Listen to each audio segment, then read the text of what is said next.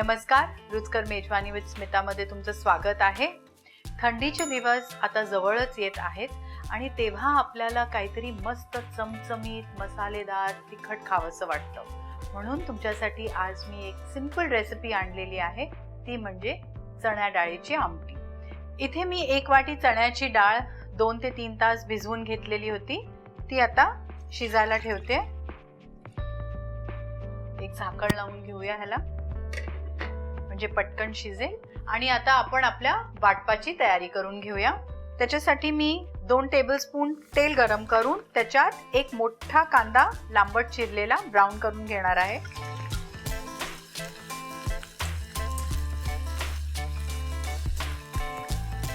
कांदा चांगलाच ब्राउन झालेला आहे।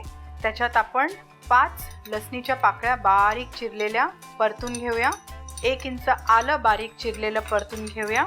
आणि इथे मी तिखटासाठी 2 ते 3 हिरव्या मिरच्या तोडलेल्या घालून हे सगळं 1 मिनिटासाठी परतून घेणार आहे। आता ह्याच्यात मी 1 वाटी ओला नारळ किसलेला घालून रंग बदलेपर्यंत परतून घेते। खोबऱ्याचा रंगही बदललेला आहे। त्याच्यात आपण 1 मीडियम साइज टोमॅटो बारीक चिरलेला घालूया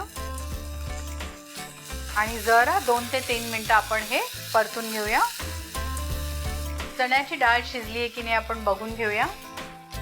चणा डाळीला शिजायला जास्त वेळ लागत नाही, शिजलेली आहे। आपण गॅस बंद करूया।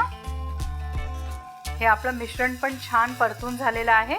आता त्याच्यात मी थोडंसं हळदीची पावडर, साधारण अर्धा चमचा, 1 चमचा लाल तिखट, आपण ऑलरेडी हिरव्या मिरच्या घातलेल्या आहेत, 1 चमचा गरम मसाला पावडर, गॅस बारीक करून घेऊया। हलकं परतून 1 मिनिटासाठी मग आपण गॅस बंद करून घेऊया। हे मिश्रण आपलं थंड झाल्यावर बारीक मिक्सरमध्ये वाटून घेऊया।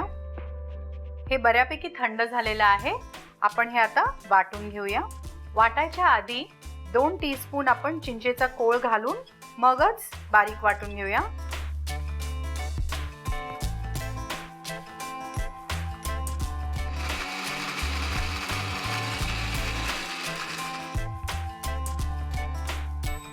हा मसाला छान बारीक वाटलेला आहे।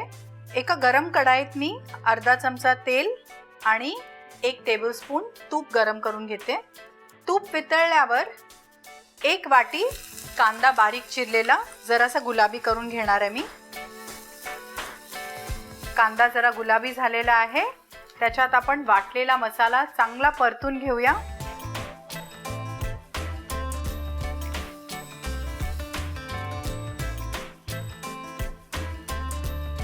आपण हा मसाला 2 मिनिटं चांगला परतून घेतलेला आहे। आता ह्याच्यात शिजलेली चण्याची डाळ घालूया।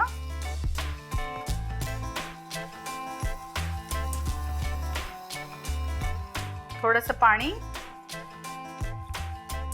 आता ह्याच्यात 1 चमचा मीठ घालून झाकण लावून आपण ह्याला उकळून घेऊया।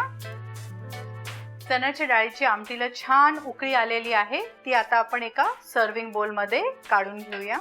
आमटीचा सुगंधही छान आलेला आहे।